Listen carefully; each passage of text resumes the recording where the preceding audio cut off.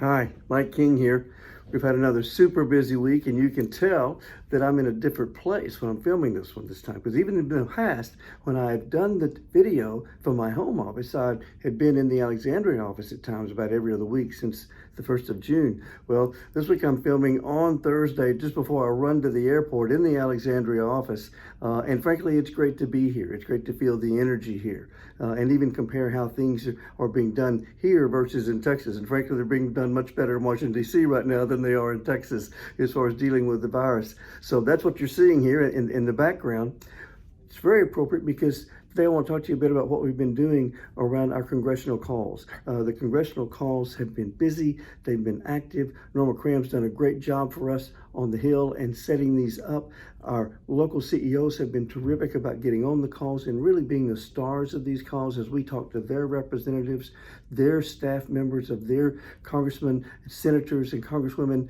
That's really the key. They want to hear from them. We've been advocating, of course, for the PPP program to be amended, if you will, so it can also be given to those larger nonprofits of over 500 employees. Literally a fourth of our affiliates now have more than 500 employees. So this has a very positive, potentially positive effect on them if they can get it.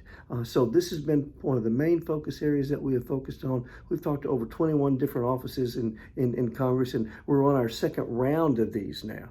So it's multiple calls that we're doing. In addition to the PPP, we're also pushing for the above-the-line charitable deduction piece to be expanded. As we know, it was slipped in there, if you will. The camel got his nose under the tent in the very first stimulus package, where we got it approved for a $300 contribution above the line. We want to see that expanded, of course. See if we can expand it up to $4,000 if possible.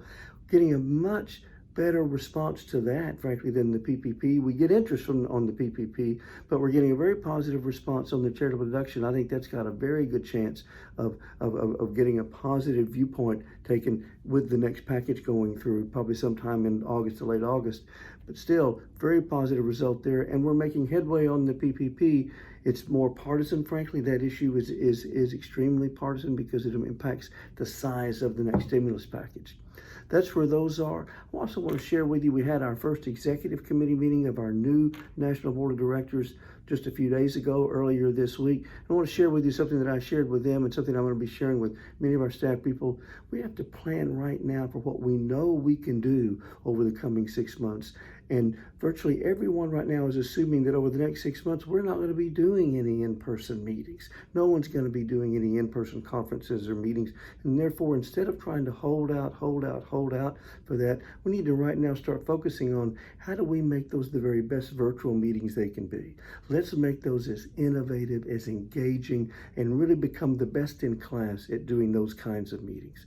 And that's what we've been doing, frankly, for the past few months. I've been so impressed. Our annual board meeting reached 100% attendance. We can see that we get deeper penetration with the audience you're trying to get with because of this, because people don't have to travel. At the same time, you can reach people that maybe aren't vice presidents, aren't senior management, don't have access to those travel budgets, and yet engage them in the organization as well. So I encourage all of us to think creatively around that. And let's capitalize on this, and let's become the best in class at doing Zoom and virtual meetings and reaching deep into our marketplace and into our employees, into our board members, into our volunteers, to engage them, make them feel empowered and engaged, and give us the kind of input and inspiration that we need to take this work forward. Thanks to all of you for the great work you're doing. You're doing a phenomenal job. We have more energy and more nimbleness now than I think I've ever seen us, and that's frankly all because of you. God bless you.